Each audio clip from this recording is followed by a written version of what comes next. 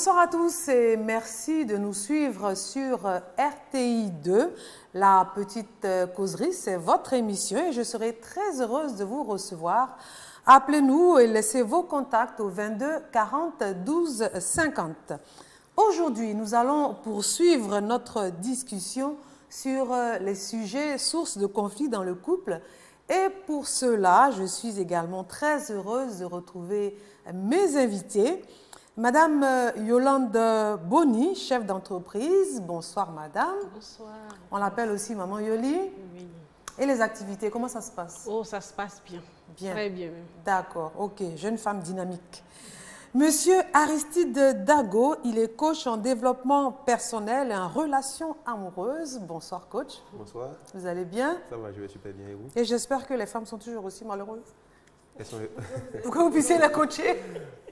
Elles commencent à être heureuses maintenant. Elle commence à être heureuse. Oui, ça va. Grâce à Dieu. Ça va. Bravo. Alors, Marie-Louise n'était pas sur le plateau la dernière fois, mais on est habitué. Elle nous manquait. Marie-Louise Asseux, comédienne de renom, productrice. Bonsoir Malou. Bonsoir Madame Sautier. Et les CD, comment ça se passe? Mon cher, les CD sont un peu en vacances, mais je pense qu'on va reprendre les activités en suivant Madame Pohan dans les conférences. Ce sera désormais la plateforme pour mieux vendre. D'accord. C'est une très bonne idée. Moi, je suis d'accord. Enfin, Madame Berthe Odile Pohan, psychopédagogue, et notre consultante. Bonsoir, Madame Pohan. Bonsoir.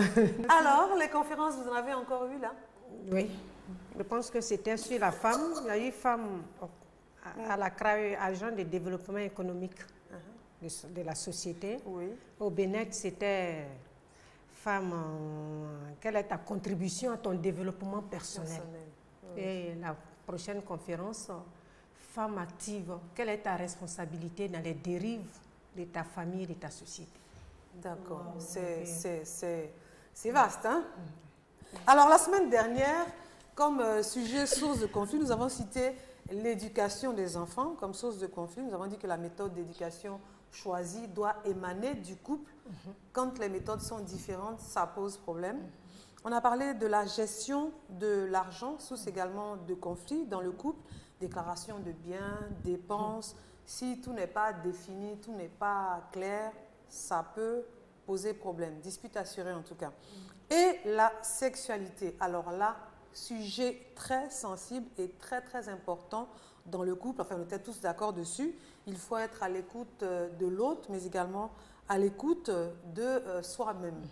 Alors, je pense avoir résumé la causerie de la dernière fois. Est-ce que vous avez quelque chose à ajouter pour ceux qui étaient là? C'est bon? Marie-Louise, un petit mot sur ces trois petits points. Oui, sur ces trois petits mots, je veux revenir surtout sur la sexualité. Je ne sais pas si ça a été dit, mais il y a des couples, par exemple, où on a soit la femme ou l'homme qui dit « je ne suis pas très sexe » et ça ne s'explique pas.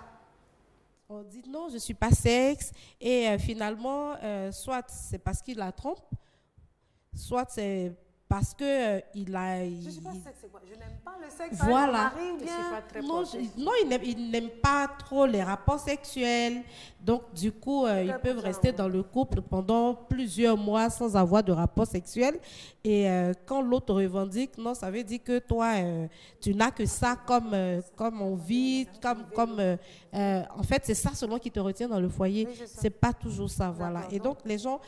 Parfois, c'est un mal. Parfois, peut-être le gars, il a une maladie qu'il n'exprime pas, mais il couvre ça par le fait qu'il n'aime pas le sexe.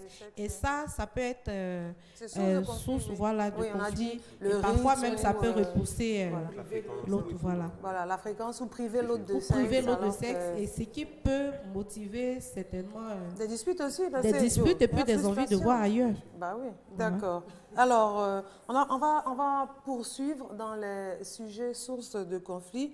L'influence de la belle famille dans le couple, ça aussi, ça peut poser problème. Oui, effectivement.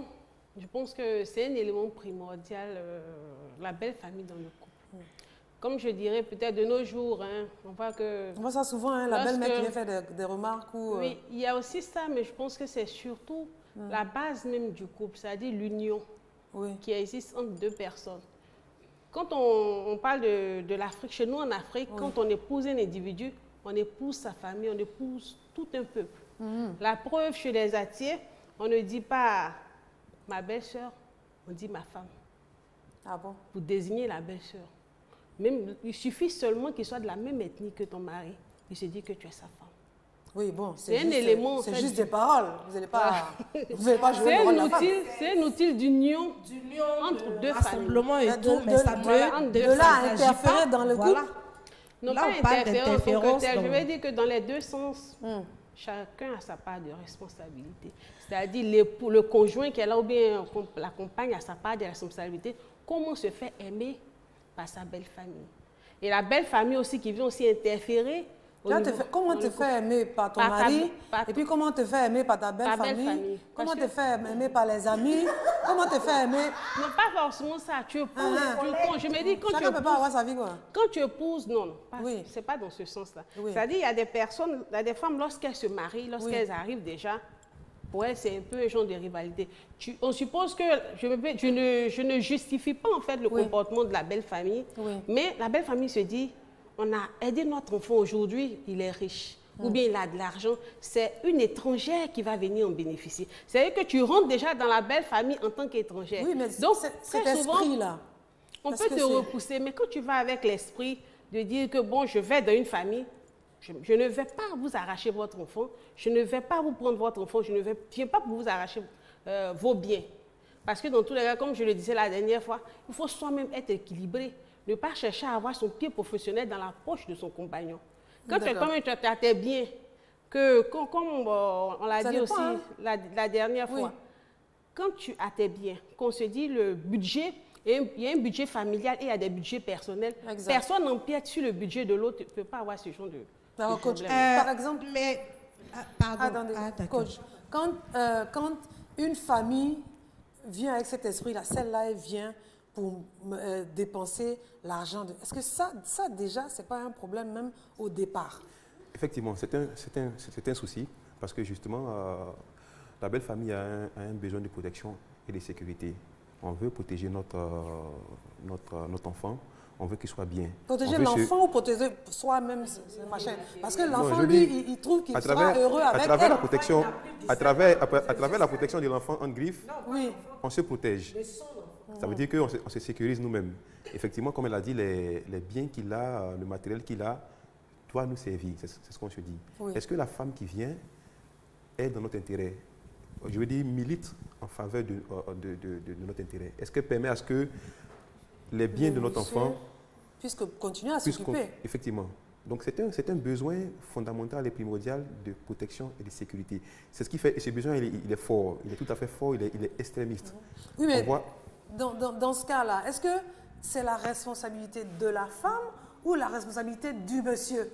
Et puis même, avant même de placer les responsabilités, pourquoi pense-t-on chaque fois que lorsqu'une femme va se marier, elle va pour rechercher des biens? Elle appartient elle aussi à une famille. Elle vient d'une famille. Il y a des femmes qui sont nanties, qui sont mariées à des hommes moins nantis. Est-ce pour autant que la belle famille... Ah, mais c'est valable pour les deux. Hein? Parce que même si la femme est nantie, la famille de la femme aussi va se sentir menacée. Généralement, c'est quand l'homme est riche que ce type de problème-là se pose. Non, actuellement, là, c'est les deux, hein, je pense. Mais beaucoup plus chez les hommes. Oui, bien sûr. Et puis je viens coach. Moi, j'ai un problème avec ce truc-là, où une belle famille, où la famille doit penser que celui qui a réussi est source je ne sais pas, de réussite, la banque de la famille, quoi. Voilà, la vache grasse pour toute la famille. Mais celui qui a réussi là, si chacun le regarde pour réussir à son tour, si ce qu'il donne, ce qu'il permet aux autres d'avoir, si chacun réussit à le fructifier à son tour, on ne va pas s'agripper à une seule tête, de sorte à ne pas justement regarder chaque fois ce qui se passe dans sa famille. Dans sa famille, dans son couple. Il y a des hommes, par exemple, qui n'arrivent pas à se marier, qui n'arrivent pas à construire de foyer, simplement parce que chaque fois qu'ils rencontrent quelqu'un, voilà, c'est la belle-sœur. Parfois, quand la belle-mère, c'est la belle-sœur qui s'oppose, ou c'est le beau-frère, on cherche toujours la petite bête.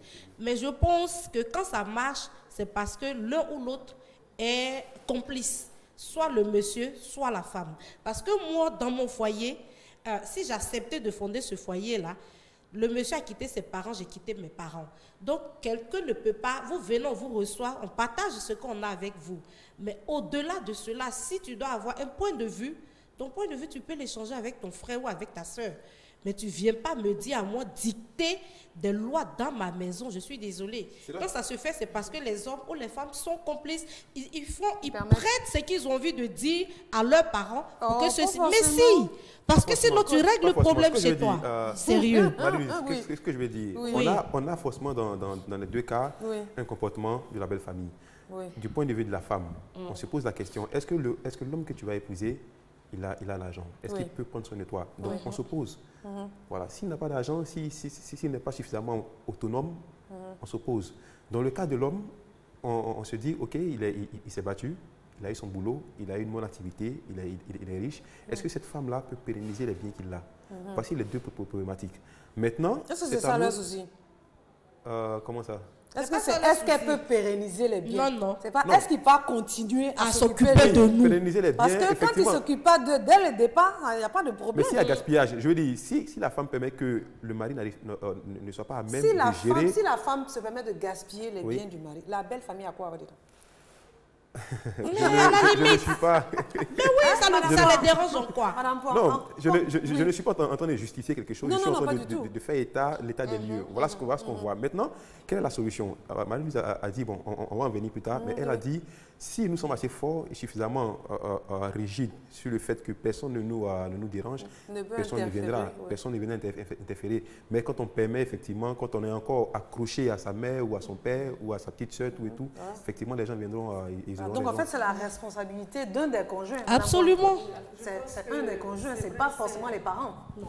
C'est tellement important parce que pour que quelqu'un vienne parler dans ton affaire, c'est que tu l'as sollicité. Exact. Parce que pour vous doter là, on va trouver la famille. Donc, on ne peut pas... Des gens qui vont faire la dot, je me dis qu'ils se sentent impliqués. Quand on va enlever cette partie, parce que sans eux, vous ne pouvez pas être... La coutume ne permet pas qu'on fasse la dot. Donc, si vous avez appelé des gens pour dire, venez et soyez là, parlez dans mon affaire de mariage. Mais le jour, vous ne pouvez pas leur dire demain qu'ils se sentent déjà investis, puisque témoins d'une première cérémonie. Maintenant, j'ai envie de dire que par rapport à la belle famille, moi, je prends la belle-mère. C'est deux amours différents. L'amour filial et l'amour sentimental pour le même homme. Donc, on ne fera pas la même chose. Ah non. Voilà. Donc, si on part de ce principe que ma belle-mère ne va pas faire ce que moi je fais avec mon mari, je ne la prends pas en rival. Et surtout, c'est vrai qu'il y en a qui sont... limite à ça, Madame Point. Non, je suis en train de venir. Vous savez, quand vous venez quelque part, on dit l'intelligence, c'est l'adaptation à une situation. C'est vous qui venez quelque part. Et il y a plusieurs schémas. Il y en a même qui vont vivre dans la belle famille. Vous voulez qu'on vous traite comment? Votre mari même n'est même pas responsable. Vous-même, vous venez ajouter votre... Il y a ça. Vous ne pouvez pas venir habiter chez des gens parce que l'homme que vous avez épousé habite là et puis vouloir faire votre loi dans la maison des gens. Votre foyer dans le foyer. Parfois, vous n'avez aucun moyen. Ce sont les parents qui subviennent. Je prends les cas pour dire... Et donc, quand vous êtes en train... Maintenant, si la personnalité du monsieur est très forte, parce que quel est les liens qu'il a avec sa mère? Il y en a qui ont des liens très forts. Ça, c'est le complexe d'Oedipe. C'est depuis très petit que l'enfant, le mal est lié à sa mère. Et quand on n'arrive pas à faire le deuil de séparation, très important pour qu'on soit autonome et responsable, il y a quelqu'un qui te dit, je vais voir ma mère. Quand il a une femme, il dit, moi, c'est quand ma maman va donner son avis, maman, tu la trouves comment? Mais je veux dire que pour que quelqu'un vienne auto-gérer et vienne gérer ton foyer, cela dépend de ta... Les belles-sœurs, c'est là où je suis désolée. Parce que voilà des personnes qui veulent se marier et qui sont tout le temps en train de trouver que ce que leur frère a pris, ce qui est tentant, mais vous voulez... C'est le frère de quelqu'un d'autre, vous cherchez à marier. Et pendant ce temps, vous ne voulez pas qu'on marie votre frère. Ce qu'elle a dit qui est tout à fait juste et correct, c'est le fait que la femme a tout de suite ce préjugé-là de la belle-mère. C'est ça. Tout de suite. Bon, enfin, c'est pas systématique. Non, oui, ce qu'il dit est vrai. Non, il y a des belles-mères qui sont Il y en a qui viennent déjà, parce que les gens effectivement. leur disent, si la belle-mère est une mine d'or, Oui. elle vous permet dès les premiers instants de donner des informations sur votre mari. Enfin, bon, parlons de la religion maintenant. Parlons de religion maintenant. La religion aussi peut être source de conflits, de disputes. Déjà dans la façon de percevoir cette religion. Les femmes qui dorment à l'église, les femmes qui... Enfin, La mosquée est partout. Je parle de moi. Est-ce que ça vous n'êtes pas concerné par ça? Parce que toi, tu dois aller. On est concerné par ça parce que religion vient du mot religare qui veut dire relier à quelque chose. Tant qu'on partage une philosophie qui nous relie, on a une forme de religion que nous avons. Donc je dirais que concernant l'impact de la religion, effectivement, la religion peut avoir des impacts négatifs sur le couple. Un impact négatif sur le couple parce que dans une religion, quand tu épouses une religion, il y a des valeurs que tu épouses qui ne sont pas forcément les valeurs de ton conjoint. Peut-être vous voyez, vous vous aimez, mais ensuite, il va falloir vivre le couple. Concernant peut-être l'éducation des enfants, vous n'avez peut-être pas les mêmes valeurs. Moi, je suis contre la circoncision. Lui, il peut être d'une religion qui est pour la circoncision, d'autres pour l'excision, d'autres contre l'excision. Donc, ce genre de choses ça peuvent créer des problèmes au niveau du couple. La manière même de vivre la religion. Parce que si on me dit, je dois aller peut-être à l'église, prier tous les soirs, alors que peut-être c'est en ce moment-là que mon compagnon a besoin de moi. Il y a aussi les histoires de jeûne, la manière de jeûner. Peut-être que ma manière de jeûner qui est différente de la manière de mon conjoint. Donc il y a tous ces éléments en fait qui peuvent créer des discordes au niveau de... Je pense qu'à ce niveau-là, il faut vraiment un certain niveau d'éveil pour pouvoir aimer l'autre et l'aimer dans sa différence. Absolument. C'est quand on est dans un extrémisme pas possible. Vous voyez ce que je dis? Je veux dire que on va à l'église, on appartient à une religion justement pour mettre en place des valeurs fondamentales de bonne conduite, de vie en société, de vie en couple. Maintenant, si ma religion doit empiéter sur mon foyer, je suis tout le temps à l'église, de 6h à 18h, même à 22h. L'homme de Dieu dit. Voilà, l'homme de Dieu devient, excusez-moi, je ne veux pas critiquer quelqu'un ici, mais je dis, il y a quelqu'un qui devient... Qui passe en premier. En premier. Alors, fondamentalement, pour moi, et je pense de manière objective, l'homme devait être le numéro 1. Numéro 1. Vous voyez ce que je veux dire? Et si l'homme de Dieu se fait passer pour Dieu, il va passer avant le mari. C'est clair. Et le mari prend un coup. Le mari prend un coup. Et moi, je n'accepte pas les femmes qui sont tout le temps en train de dire non, je suis à l'église, je jeûne, voici le pasteur. Non, ça va pas. Ça va pas. Il y a des hommes aussi qui sont très très attachés à leur religion. Hein. Oui. Il n'y a pas que les femmes. Moi, j'assistais à une scène, j'habitais là en son temps. Et on était dans les périodes de couvre-feu. Et il y a une dame qui était venue à l'église. Elle a dormi là. Parce qu'il y avait une retraite, un truc comme ça. Et puis, le deuxième jour, son mari est venu la chercher. Deuxième jour, le soir du deuxième jour. Il est venu et les gens étaient devant la porte, bien entendu. Il a dit, j'ai ma femme dedans, j'ai besoin qu'elle sorte. Et ils ont fait appeler un homme de Dieu qui est venu, qui a dit non, que les gens sont en train de prier, on ne peut pas la faire sortir. Il dit, bon, ses enfants n'ont pas mangé, elle n'a qu'à sortir, elle va aller les nourrir et puis elle vient. Elle va venir. Vous voyez à quel point voilà, c'était devenu très très houleux la discussion. Donc le monsieur, il est parti chercher les policiers qui étaient sur la route pour venir faire sortir sa femme. Mais tenez-vous bien, elle n'est pas sortie, la bonne dame. Elle n'est pas sortie. C'est en ce moment-là qu'elle a commencé à bien chanter. Pour qu'on entende sa voix, qu'on la distingue. Parce qu'on lui a dit que il y avait un esprit qui était son mari. Voilà. Donc, on a diabolisé le mari. S'il est venu la chercher, ça veut dire qu'il confirme ce qu'on est en train de dire. Il n'aime pas Dieu. Voilà. Donc, il faut qu'elle prie même encore. Il faut qu'elle prie davantage. Donc, ce que le monsieur a fait, c'est qu'il est rentré chez lui accompagné de la police, il allait prendre les affaires de la femme, il allait les déposer devant l'église. D'accord. Pour dire que, il y a, comme on le dit, il y a la religion, mais il y a la façon de vivre sa religion. Aujourd'hui, que ce soit musulman ou chrétien, on se marie ensemble. Mais le tout est basé sur la communication. C'est ensemble que nous vivons nos différences. Si nous nous acceptons, si nous nous aimons, ça veut dire qu'en arrivant, chacun savait à quoi s'en tenir plus ou moins. Tu sais que nous ne sommes pas de la même religion, d'ailleurs pas de la même éducation. Mais si on réussit à être ensemble, ça veut dire que chacun accepte l'autre avec sa différence et puis ensemble on construit. On doit construire quelque Donc, chose. si on laisse sa religion prendre le pas sur le foyer, ça veut dire qu'il y a problème quelque part. Ça ne doit pas être le cas. En principe, Madame Point, la religion doit permettre justement l'épanouissement du couple. L'équilibre et puis l'épanouissement. Il y a un élément qui est important. Vous voyez, généralement, vous rencontrez une personne, vous l'épousez. Chemin faisant, après des années avec des enfants, la personne change de religion. Exact. Et ce changement va bouleverser votre vie de couple. Au point que l'autre, sans ton avis, au point que l'autre, même s'il pratiquait seulement sa religion, va te demander à toi de changer de religion pour que le couple puisse... Ou même changer la façon d'appréhender sa religion. Même si elle change pas... Même parfois on te dit non, il faut qu'il soit de là. Et vous avez des grands enfants, vous avez passé. Vous voyez, j'ai l'impression que c'est une trahison. Parce que si je voulais. C'est une trahison. De temps, maintenant vous venez, on dit l'homme quittera son père et sa mère pour épouser une femme. Donc ça veut dire que le monsieur qui vous a épousé pour vous mettre chez lui, vous ne pouvez pas être tout le temps en train de lui dire l'homme de Dieu, on s'en va voir, même pour faire quelque chose dans votre. Vous infantilisez celui chez qui vous habitez au détriment d'un homme de Dieu. Et je pense surtout pour le jeune. Vous êtes en couple. Mais quel que soit ce qui c'est, quand vous êtes dans le lit, on dit non, je fais jeûne d'Esther, 3 jours sans boire. Mais vous savez, elles sont hystériques.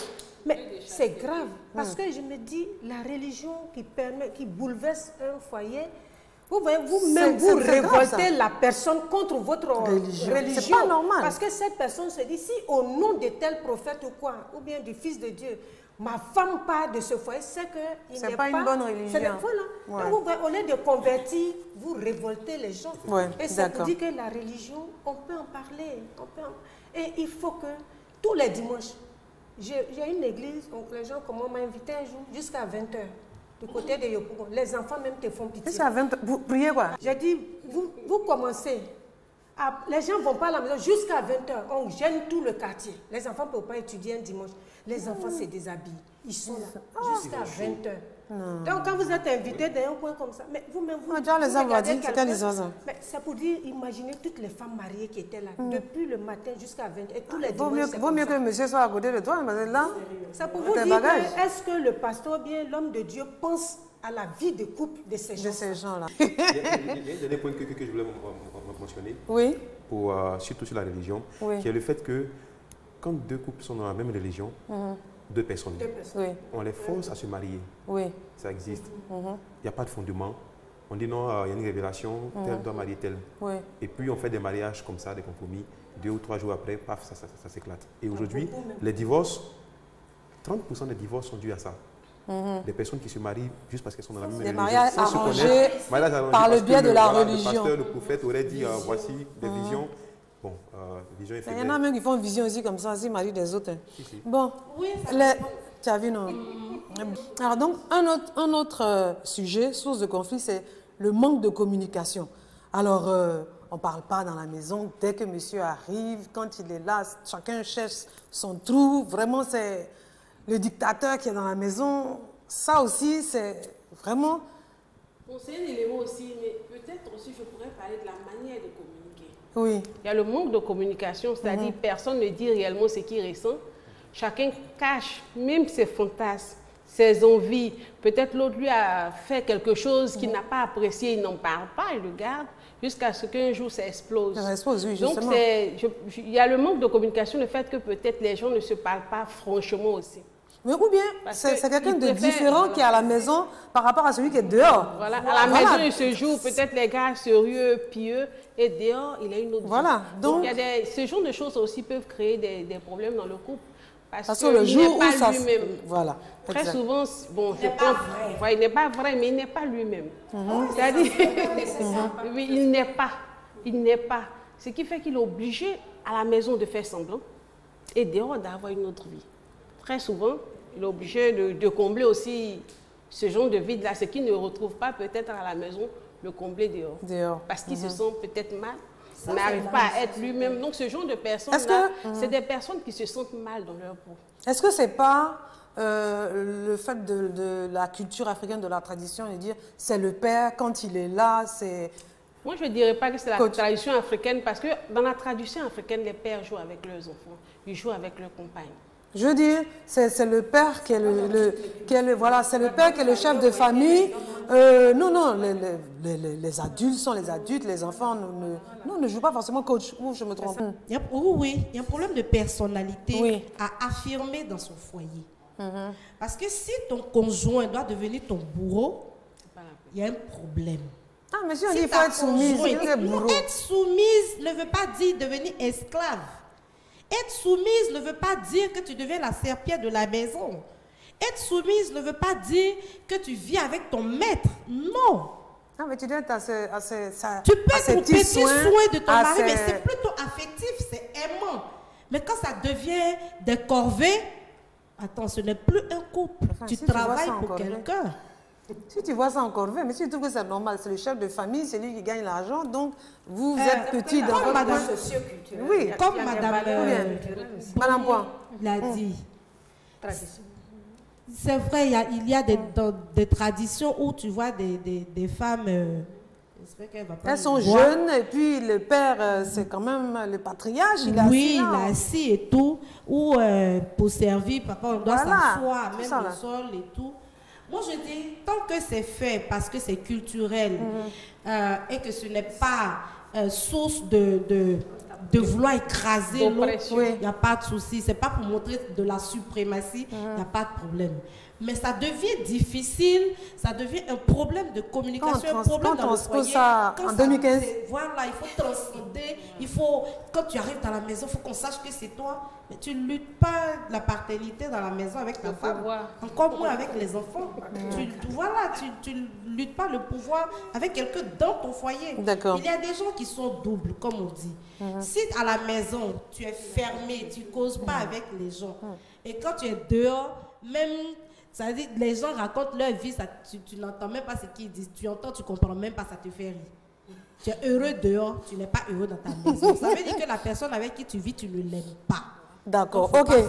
On va parler des amis, sinon on ne va pas finir. On va parler de soumission, j'avais oublié ça, c'est important. Vous voyez, quand on a parlé de soumission, c'est pourquoi je dis, des fois la religion, excusez-moi, mal comprise, pose beaucoup de tort aux femmes. Oui. Je veux que tout le monde regarde. Dans la Bible, je ne connais pas le verset, mais ils ont dit « Femme, sois soumise à ton mari ». Oui. On continue, mais quand les gens disent, ils s'arrêtent là, point. Homme, aimez votre femme comme le Christ a aimé l'Église. Le Christ a accepté de mourir pour l'Église. Ça veut dire que la soumission est pour un homme qui peut accepter de mourir pour toi. Dieu, il est juste.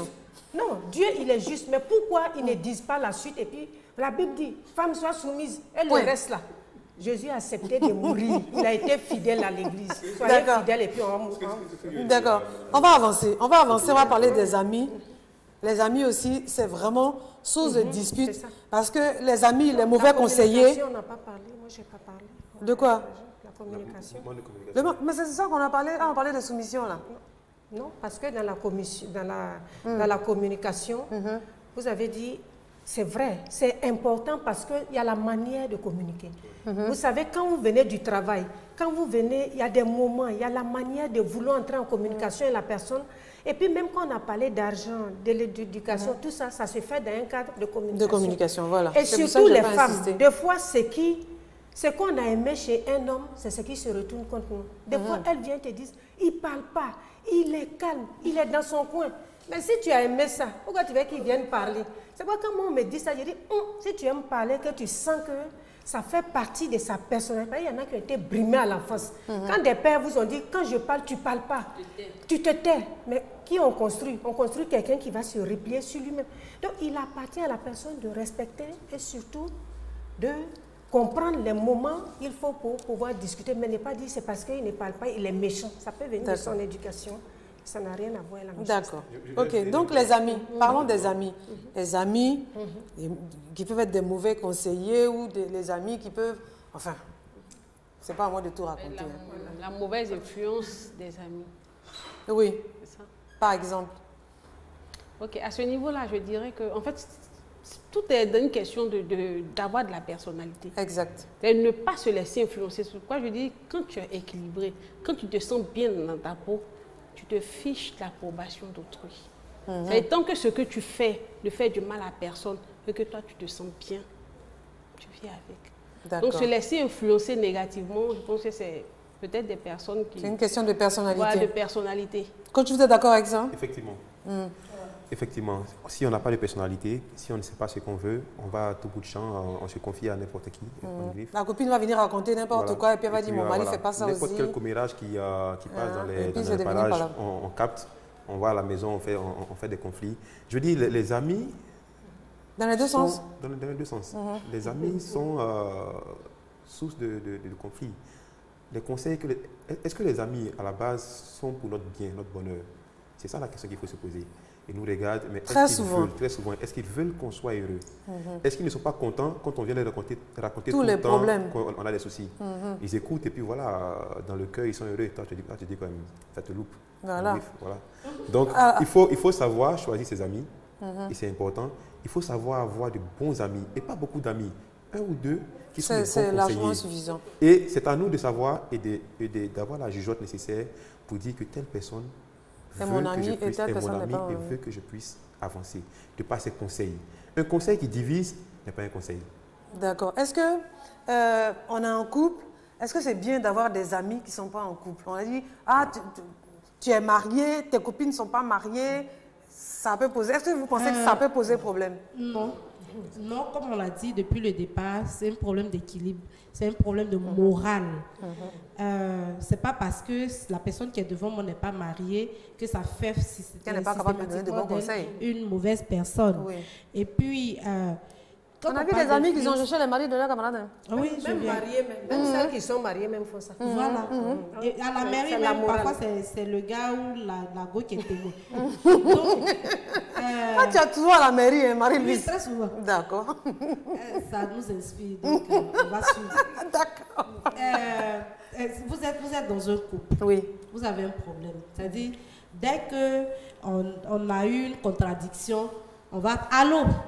Hé, Laurence, c'est qui m'a fait aujourd'hui? Laurence n'est pas chez toi. Elle ne sait pas ce qui t'a fait. Si chaque fois que ton mari coupe une ongle, tu dois en parler, effectivement, tu vas donner la possibilité à ce qui est dehors d'interférer dans ton foyer et ça va devenir des problèmes.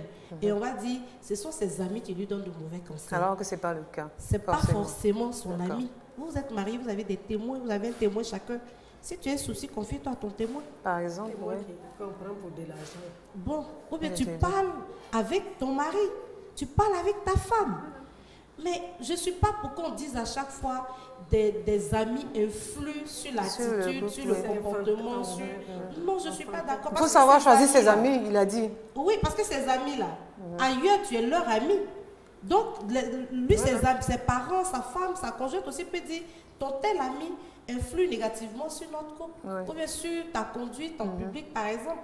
Mais chacun a reçu son éducation et chacun a une base d'équilibre qu'il faut affiner et peaufiner chaque fois. Faut pas... on peut te donner des conseils, mais tu regardes. Il faut avoir quand même de la distinction... Donc c'est vraiment la responsabilité des conjoints. Oui, il y a une dame qui m'a dit... ne t'exposes pas. Il y a une dame qui m'a dit, l'ami de mon mari, dès qu'il arrive à la maison, c'est on va sortir, on va faire ci, c'est tout ce qu'il dit qu'on fait. Et même au moment dans la voiture, je m'assois derrière, c'est l'ami qui s'assoit devant. Oui, mais est-ce qu'il oblige ton mari, oblige ton mari à être devant? Est-ce qu'il t'oblige toi à monter à l'arrière? Mais c'est le mari qui l'autorise à être devant. Voilà. Donc c'est toujours un problème de personnalité. Voilà. Donc si la femme, son mari, ils doivent sortir, d'abord quand il vient dire on va sortir, je ne suis pas disposée à sortir aujourd'hui.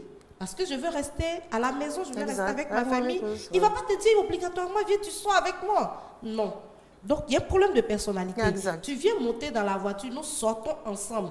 À moins que je descende en cours de route. Je peux dire, non, mon chéri, il reste devant. Comme je vais descendre en route, vous allez continuer votre chemin. Mais on est en train de partir dans un endroit ensemble, tu ne montes pas devant. Enfin, c'est bien le cas. Madame Point. Les amis sont très importants. Oui. Les amis sont importants. C'est important dans l'équilibre même d'une personne. C'est pourquoi quand des Les bons amis, alors. Oui, je pense que quand tu les choisis, moi je pars du principe que qui s'assemble se ressemble. Vraiment, c'est vraiment terre à terre, mais je conçois cela. Si tu prends ce monsieur, parce que la relation homme et femme, elle est différente. La femme est dans la proximité relationnelle, l'homme est dans la distance. Regardez, quel que soit l'amour que votre mari ou bien votre copain ou bien votre conjoint a pour vous, il est toujours parti. Parce que l'homme a peur de la routine. La femme, c'est se suivre. Quand on s'aime, on doit se suivre, on doit vous voir. Et quand il rentre le soir, qu'est-ce qu'il te dit? Mon ami, il veut partager ce qu'il reçoit. Et comme elle l'a dit, les amis, quand ils vont venir, ils ne peuvent pas avoir une influence négative. J'ai l'impression qu'on n'a pas envie de dire mon mari aime sortir, il faut cacher ça dans la société pour dire c'est pas lui, hein, c'est celui-là. Mais s'il s'est marié, c'est qu'il est responsable. Il est responsable d'un foyer, il est responsable d'enfants. C'est vrai qu'il y a des amis, mais c'est parce que nous-mêmes, nous leur disons quelque chose. Vous êtes tout le temps. Il y a des femmes qui vont faire infidélité à leurs camarades. Et c'est ça, là, on s'en fait avec quelqu'un. Association. C'est tellement grave. Et demain, Association. c'est-à-dire, elles vont poser c'est chez des amis, elles vont aller faire, c'est l'ami qui sera.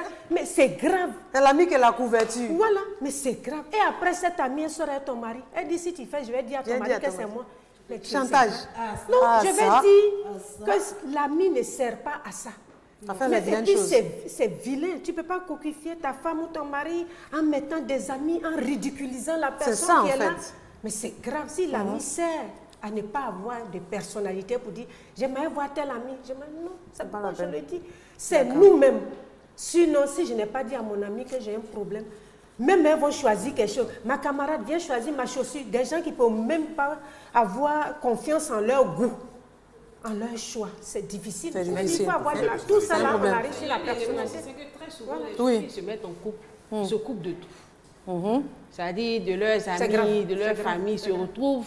C'est-à-dire à penser qu'ils sont une seule entité. Oui. Et très souvent, ce genre de Ça dure pas, quoi. Voilà, Non, ça n'est peut même pas provoquer des conflits aussi. Tu vois. Ouais. Parce qu'il faut des gens. Regardez toujours, peut-être on a un élément dans le couple mondial. Un lot d'amis, un lot de Il ne vie. faut jamais qu'on vous dise Un lot de vie privée, un lot de vie sociale. C'est un mélange. Il ne faut pas vivre son ami, c'est clair. Voilà. Non, Donc il faut un bon mélange. Il enlève tout autour. Mais maintenant, c'est des Alors, manipulateurs. Parce qu'après, maintenant, ils travaillent sur toi. Et tu n'as personne. Ça dit que quand ils travaillent, ça dit maintenant, là, même ta Isolé, famille, tu voilà. ne vas D'accord. même plus rendre D'accord. visite. Donc, quand il y a un problème, tu ne sais même Tu te pas retrouves, qui. voilà. Alors que parfois, on a envie d'aller voir quelqu'un, même si on ne lui raconte pas. mais le Au fait moins d'être pour avec changer, la parler personne- d'autres choses. D'accord.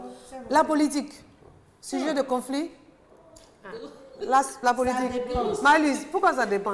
Non, mais ça dépend. Si vous êtes du même bord politique, Oui, évidemment, ce sont les autres qui sont mauvais. exact. Voilà. Maintenant, si vous êtes Et s'il y a un coup de route, il y a déjà... un qui change. Voilà, j'en viens. C'est-à-dire, Les copains de route. c'est-à-dire, même si on n'a pas coupé la route, c'est-à-dire vous vous rencontrez au départ, comme ça se fait dans tous les pays, il y a le nord et le sud. Toi, tu es du nord, moi, je suis du sud. Au départ, on s'aime, on ne parle pas politique. Quand on avance, Comme la religion. et que oui, des choses commencent à se passer. Donc, il y a désormais matière à discussion, à débattre à la maison. Si c'est de mon côté, c'est difficile parce que j'ai peur de frustrer, j'ai peur de blesser. Donc, Ça on dépend rentre dans- du parti de qui est au pouvoir et tout ça. Voilà, absolument. Le parti de qui est au pouvoir, Et puis comment qui est on dans est au l'opposition. pouvoir, qu'est-ce Tout qui ça se là, passe. voilà. Tout Ça, ça, ça gère le foyer. ça gère le foyer. Mais justement, il faut avoir Un peu de hauteur. un peu de hauteur, surtout de la hauteur, pas Ah un oui. peu. Il faut avoir de la hauteur. Ah oui. Moi, je connais un couple qui a décidé, par exemple, que dans leur maison, on parle ne pas de parle pas de politique. Parce qu'ils sont, en termes de politique, ils sont hyper différents. Mais ce qu'on a envie de dire rapidement, c'est que concernant la politique, il ne faut pas faire de l'évitement parce que ça vous montre la maîtrise de la personne. J'ai envie de dire, il faut laisser les gens s'exprimer. C'est important et surtout convaincre. Mais celui qui utilise la contrainte, c'est que je ne peux pas te convaincre du bien fondé ou bien de ce qu'il y a de bon chez moi. Donc on n'a qu'à laisser ça aussi. Non, ça ne va pas empêcher le couple d'avancer. On n'est pas obligé de discuter de tout. Quand il va te dire de ne pas parler de ça, demain il te dira de ne pas parler de ça. Il doit te s'entend. permettre. Par consensus, on dit on n'en parle pas. Oui. Parce qu'on n'arrive pas à s'entendre dessus. On doit s'entendre. On ne doit pas s'entendre. Oui, mais si on n'a pas envie de faire palabre, c'est pas la peine. Nous, les Noirs, nous ne savons pas faire la politique. Non, c'est pas une affaire de Noirs. Si, nous sommes passionnés. Non, ailleurs, quand les gens finissent de se dire... les plus choses en Europe. Ici, si on ne s'est pas entendu, on ne sait pas si chacun, l'autre s'est mal exprimé. Ça continue sur palabre. C'est fini, ça va déboucher. Ce qui fait que... Il y a beaucoup d'éléments qui rentrent dans ce domaine. On sait qu'aujourd'hui, je ne vais pas dire en Afrique, parce que les choses évoluent un peu plus, mais lorsque on est un bord politique, très souvent, c'est guidé par côté ethnique. Oui. Très souvent, on n'épouse pas un programme de gouvernement. On épouse quelqu'un parce que simplement, il est du même bord politique que, il est de ma région. Voilà, de ma région. Donc, en fait, j'adhère à son... On ne cherche même pas ça. Oui, bon, donc ça ne t'avait pas posé de problème si on ne s'entend pas. Oui. Ce qui fait qu'il y a rupture, il faut qu'on se le dise, c'est quand on a des avis dangereusement partisans. C'est-à-dire que je suis... Quand on est trop extrémiste, c'est toujours l'extrémisme. L'un au nord, l'autre au sud. Moi, je suis tel, tu es tel. Et chacun est engagé dans une activité, politique, là, c'est encore grave. Où il a des intérêts. Là, c'est encore grave. Mais moi, je pense que de simples avis, n'est-ce pas, politiques, chacun, je pense ça, tu penses ça, bon, ça ne devrait pas, en principe, aller jusqu'à la rupture. Mais quand on est fortement impliqué dans des activités politiques, tout et tout, évidemment qu'on va se séparer. Donc, on va parler d'un autre point, téléphone, ordinateur. Il y a des femmes qui dorment sur Facebook ou bien des coups de fil qu'on reçoit à 22 h. Qui reçoit les coups de fil à 22 h? Madame ou monsieur, ça peut poser problème, ça. Je pense que ça pose problème parce que c'est, vous voyez, surtout Internet. Il y a une dame qui dit, j'ouvre l'ordinateur, voilà porno, voilà plein de choses. On finit par voir un monde dans la maison. Et généralement, on attend que madame aille dormir et puis on est avec nos camarades de là-bas. Mais généralement, c'est les gens atteints par le démon de midi. Il y a des personnes arrivées à un moment, ils ont envie de vivre des sensations fortes. Et quand on n'a pas envie de faire service, non, on est content, ils ont réussi, ils sont... Quand on a envie de faire service, si sa femme... Mais papa va avoir envie de faire ça si la femme n'a pas envie de faire ça. Mais c'est pourquoi j'ai dit ils sont là-bas. Mais surtout quand tu as parlé du téléphone. Oui. Ça, c'est important. Je voudrais dire aux hommes ou aux femmes qui appellent à cette heure, soyez dans l'empathie. Imaginez-vous coucher à la place de celui. C'est une élégance comportementale, vraiment. Vous n'êtes pas élégant au niveau de votre comportement. Et le respect même de la personne. Et puis la femme qui fait ça, beaucoup de femmes, il dit de l'appeler, il ne l'aime plus. Mais il va te faire la même chose. Ce n'est pas la femme, hein. C'est qu'il n'a pas un savoir-vivre, un bon savoir-vivre. Il ne sait pas respecter la femme. Donc il va le refaire sur toi. Tu penses que... Mais l'autre, il ne lui faisait pas ça. C'est dans la durée qu'il est en train de lui faire ça. On dit tout nouveau, tout beau. Et des hommes qui appellent les femmes pour dire, je veux savoir, qu'est-ce que tu fais à 7 h? Mais elle, avec son mari, elle fait ce qu'on fait avec son mari. Son mari à 7 h là, franchement. Pourquoi tu lui poses... Non, donc c'est tellement grave d'appeler des gens à des heures où ils sont en couple. Mais ça dépend de moi. Si je ne réponds pas, c'est moi qui donne la possibilité aux gens de se foutre de la personne avec laquelle je vis. Donc j'ai parlé à l'autre et je parle maintenant à ceux qui permettent cela. Ceux qui reçoivent les coups de fil. Vous n'avez pas besoin de l'humilier. Est-ce qu'on a besoin d'humilier une personne qui en a partagé une intimité sexuelle? C'est que je ne me respecte pas moi-même et je ne respecte pas ce corps que j'ai partagé avec cette personne. Est-ce qu'on a besoin justement de... Qu'est-ce qu'on veut montrer? C'est ça. Le fait de permettre que les gens nous appellent à des heures indues. Qu'on ne me commande pas. On veut montrer quoi?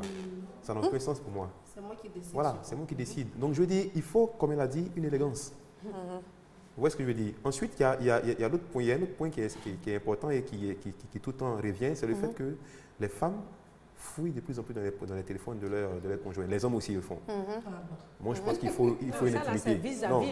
C'est privé. Voilà, c'est privé. Je veux dire, on peut le faire quand on est assez complice. Mais tu cherches maintenant, quand tu poses question. Quand ton téléphone sonne, tu dois te déplacer. Il n'y a pas de réseau. Il n'y a pas de réseau. C'est des comportements qui ne sont pas sont pas acceptables. Vraiment. Voilà, il faut avoir on peut communiquer, c'est vrai, on peut être dans la société, tout et tout, mais le respect de l'autre. Voilà. Et puis aujourd'hui, Facebook aussi est un élément, waouh. Aujourd'hui, Facebook fait que beaucoup de personnes ne se séparent. C'est clair. Pourquoi est-ce que tel a cliqué j'aime sur ton statut? Si c'est que ça, mais tu es dessus, oui, tu es dessus, mais finalement jusqu'à 23h, mais après au moins tu parles avec ton mari. Et puis des fois, la personne, dans l'historique, là, je me dis, l'Internet aujourd'hui, c'est un peu comme les drogues. Oui, ils sont d'addiction. En fait, il y a des sciences pour faire passer cela. D'accord. On utilise les NTIC, mais vraiment de manière modérée. Ce n'est pas parce qu'on utilise des NTIC qu'on n'a plus de vie.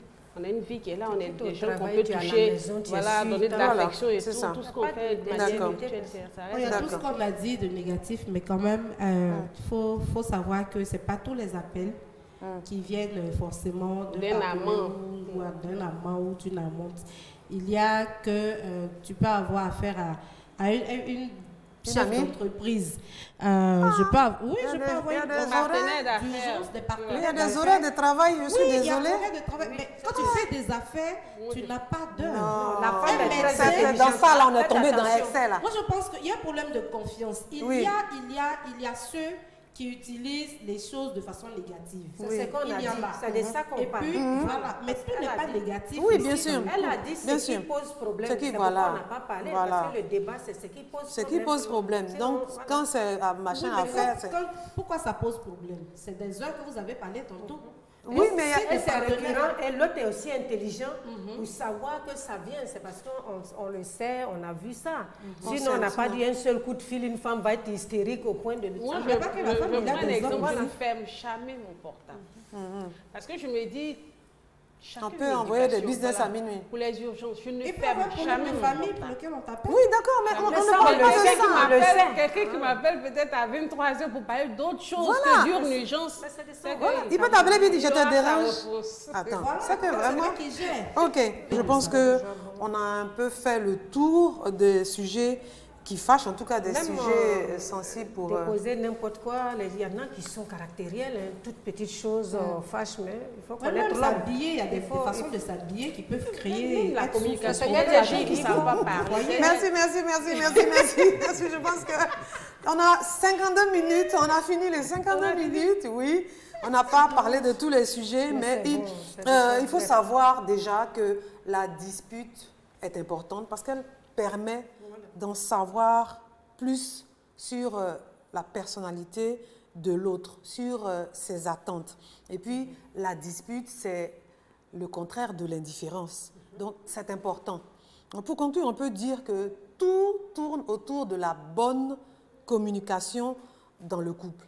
C'est-à-dire, comment aborder un sujet controversé et obtenir un consensus. Les sujets qui fâchent, il y en a des tonnes. Vous avez vu, on a fait 2 numéros. Pour la prochaine fois, nous verrons comment préparer un échange qui s'annonce houleux pour qu'il soit positif pour le couple. En attendant, et si vous listiez entre vous les sujets qui vous fâchent dans votre couple, continuez en tout cas la discussion chez vous et on se retrouve dans 15 jours. Au revoir et à bientôt.